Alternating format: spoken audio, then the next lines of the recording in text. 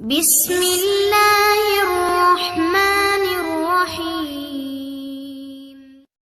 اور رو کے حضور فرمانے لگے، رو کے کہ اس قبر کے عذاب سے رب کی پناہ مانگو اور اس کے لیے تیاری کر لو، یہ بڑا سخت دن ہے۔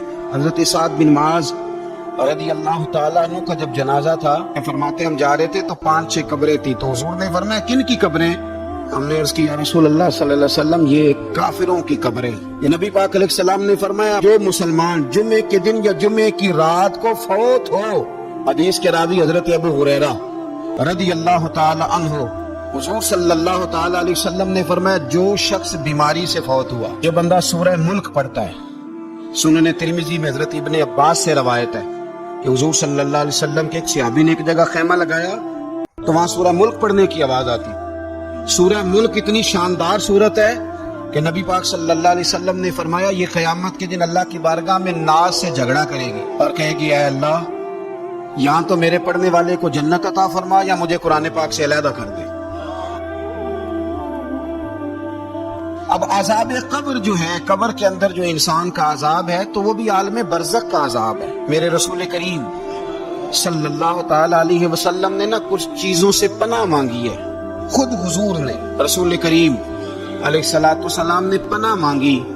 حضور فرمانے لگے اے اللہ مجھے کنجوسی سے، بخیلی سے پناہ عطا فرما، اور حضور نے باقاعدہ پناہ مانگی ہے کہ اے اللہ مجھے ارذل العمر ہونے سے پناہ میں رکھ، جب عمر اتنی زیادہ ہو جائے کہ وجود کے حصے کام کرنا چھوڑ جائے، اس سے پناہ مانگی۔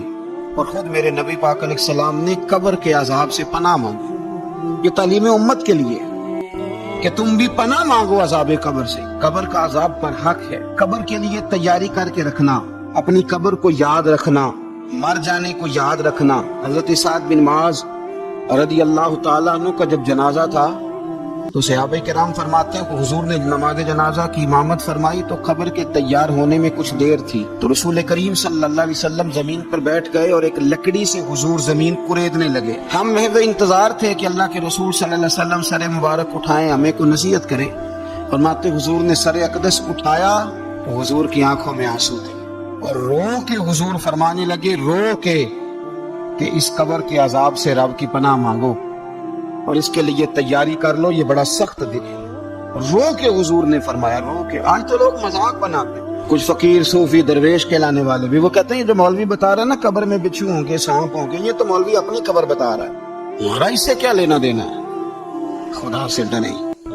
وہ چیزیں جو احادیث مبارکہ میں آ گئیں، جس سے نبی پاک نے ہمیں ڈرایا، ہمیں سمجھایا، آپ اس تنبیہ کو، اس نصیحت کو آپ اس رنگ میں لیں گے کہ مذاق بنایا جائے گا دین کا، بجائے اس کے کہ اس سے ڈرا جائے۔ حضرت سیدنا براء بن عازب رضی اللہ تعالیٰ عنہ ارشاد فرماتے کہ میں نے نبی پاک صلی اللہ تعالیٰ علیہ وآلہ وسلم سے خود اس بات کو سنا ہے، خود رسول کریم صلی اللہ علیہ وسلم نے فرمایا۔ حضرت زید بن ثابت رضی اللہ تعالیٰ عنہ بھی اس بات کے راوی ہیں، فرماتے ہم جا رہے تھے تو 5-6 قبریں تھی، تو حضور نے فرمایا کن کی قبریں؟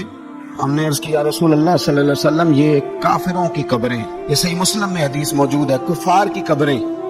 تو اللہ کے رسول صلی اللہ علیہ وسلم فرمانے لگے، در حدیث کے لفظوں پہ غور کرنا، حضور فرمانے لگے اگر مجھے ڈر نہ ہوتا کہ تم اپنے مردوں کو دفن کرنا چھوڑ دو گے، اگر مجھے اس بات کا ڈر نہ ہوتا کہ تم اپنے لوگوں کو، مرنے والوں کو قبروں میں دفن کرنا چھوڑ دو گے، اگر یہ مجھے ڈر نہ ہوتا تو میں سناتا کہ قبر کے اندر کس طرح عذاب ہوتا ہے۔ تمہیں دنیا میں رہ کے میں سناتا، پر ڈر ہے کہ کہیں تم اپنے مرنے والوں کو قبروں میں دفن کرنا چھوڑ ہی نہ دو، اس لیے میں تمہیں یہ بات نہیں بتاتا۔ اور میرے رسول کریم صلی اللہ تعالی علیہ وآلہ وسلم نے پھر ارشاد فرمایا، اپنے غلاموں کی طرف نظر فرمائی، یہ بات کہہ کے کہ اگر مجھے ڈر نہ ہوتا کہ تم دفن کرنا چھوڑ دو گے تو تمہیں میں سنا دیتا کہ قبر میں کیا عذاب ہوتا ہے۔ پھر حضور نے صحابہ سے فرمایا چلو بھائی دوزخ کے عذاب سے اللہ کی پناہ مانگو، تو سب کہنے لگے ہم دوزخ کے عذاب سے اللہ کی، صحابہ نے کہا ہم دوزخ کے عذاب سے اللہ کی پناہ مانگتے ہیں۔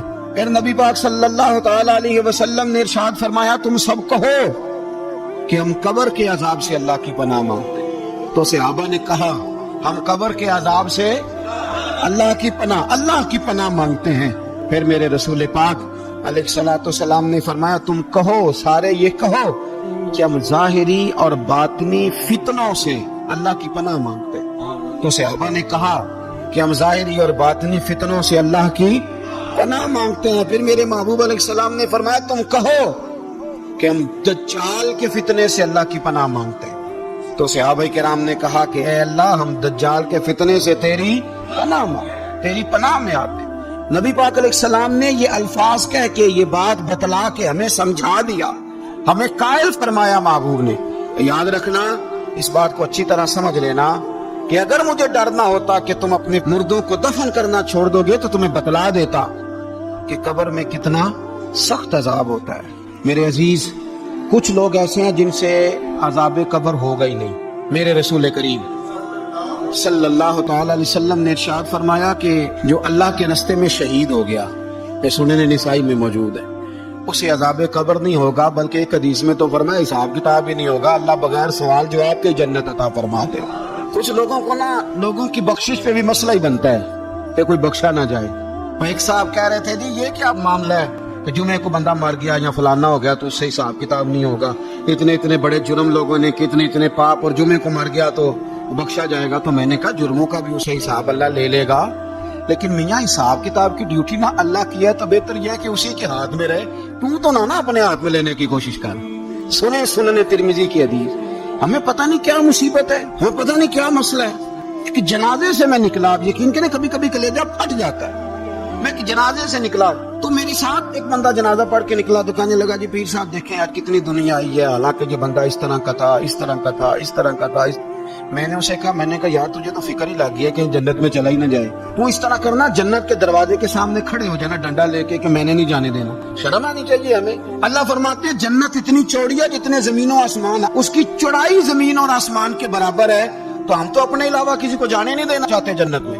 वो बस करें, जन्नत खुदा का फजल है, और अल्लाह फरमाते हैं मेरा फजल मैं जिसे चाहता हूँ अता करता हूँ। ये सुनन तिरमिजी की हदीस, और इसके रावी हजरत अब्दुल्लाह इब्न उमर रज़ी अल्लाह तआला अन्हु, नबी पाक अलैहिस्सलाम ने फरमाया जो मुसलमान जुम्मे के दिन या जुम्मे की रात को फौत हो उसको अल्लाह ताला कब्र की आजमाइश से महफूज रखता है। जो जुम्मे की रात फौत हो जाए या जुम्मे वाले, यानी जुम्मे रात और जुम्मे की दरमियानी रात चला जाए या जुम्मे वाले, तो अल्लाह उसे अजाब कब्र से।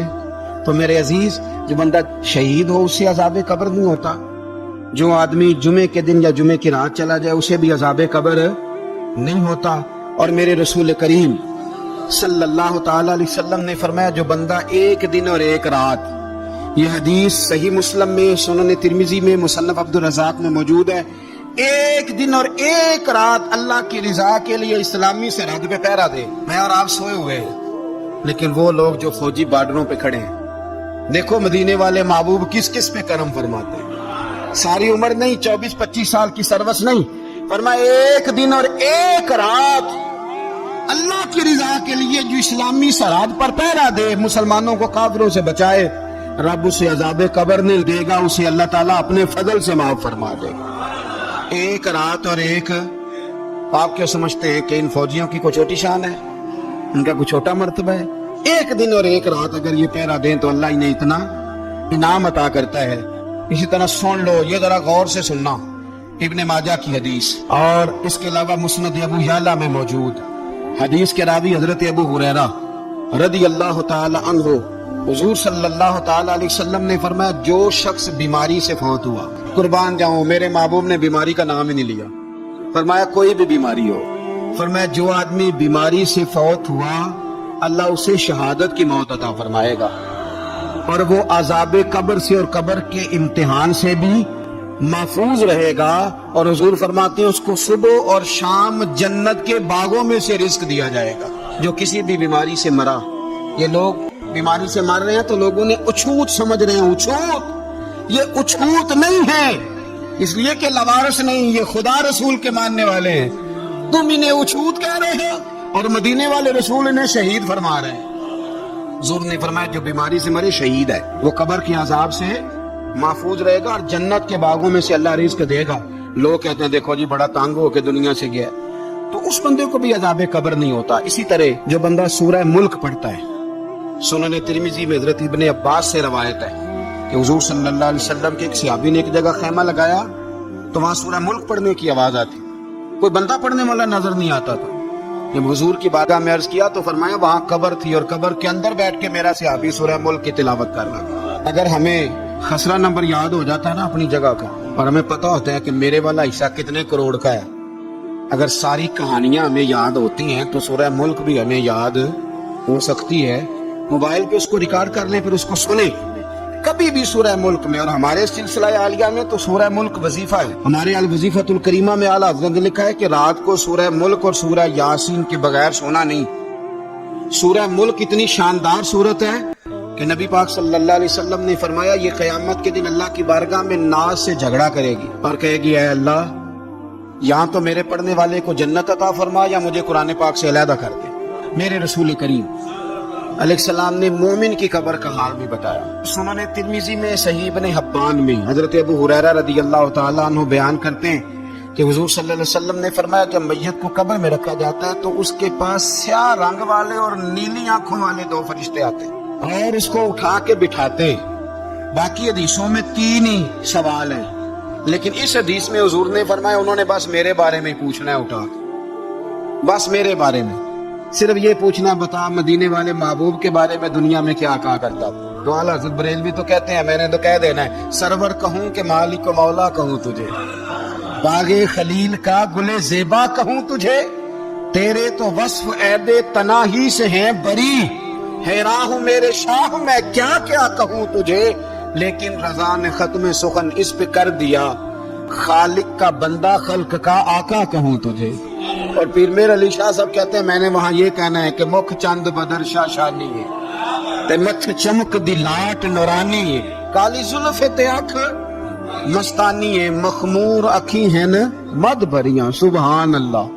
ماں اجمل کا ماں اکمل کا ماں احسن کا تے کتھے میرے علی، کتھے تیری ثنا، مشتاق اکھی کتھے جاڑ۔ تو نبی پاک علیہ السلام فرماتے ہیں میرے بارے میں پوچھیں گے، میرے بارے میں۔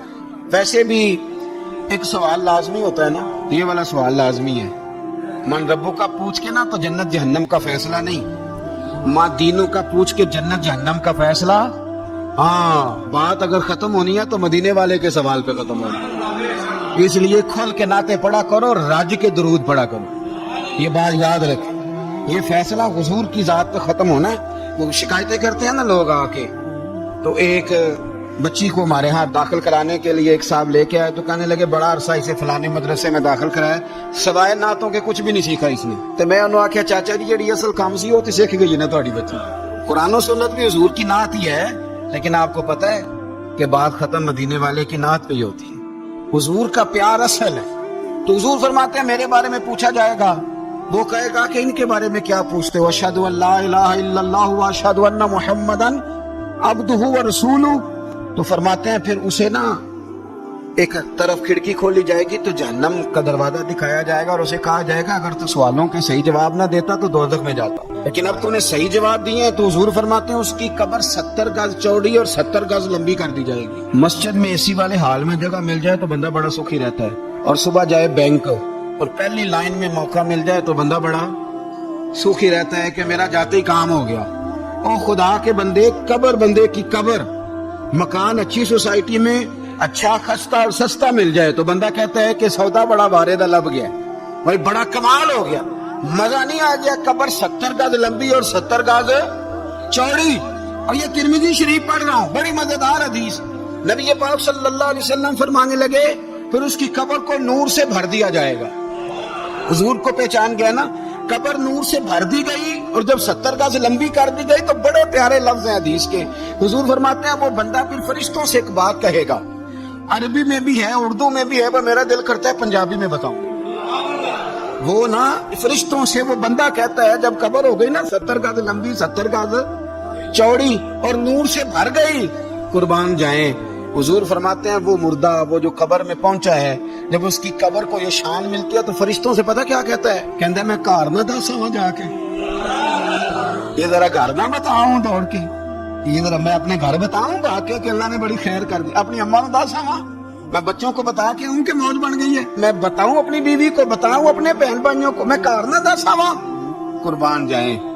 میرے رسول کریم فرماتے ہیں فرشتے اس سے کہتے ہیں نہیں تو کسی کو نہ بتا، نم کا نومت العروس، تو اس طرح سو جا جس طرح پہلی رات کی دلہن سویا کرتے۔ وہ بڑے چاؤں میں سوتی ہے، وہ بڑے پریم میں سوتی ہے، نئی زندگی کا آغاز ہوتا ہے تو سوتی ہے، اور فرشتے کہتے ہیں اب تجھے وہی آ کے جگائے گا جو تیرے اہل میں تجھے سب سے زیادہ محبوب ہوگا، جو تجھے سب سے زیادہ محبوب ہوگا۔ میرا تو ایمان ہے کہ ہمیں تو قبر سے آ کے جگائیں گے بھی مدینے والے رسول، کہیں گے آؤ غلاموں چلیں، آؤ غلاموں۔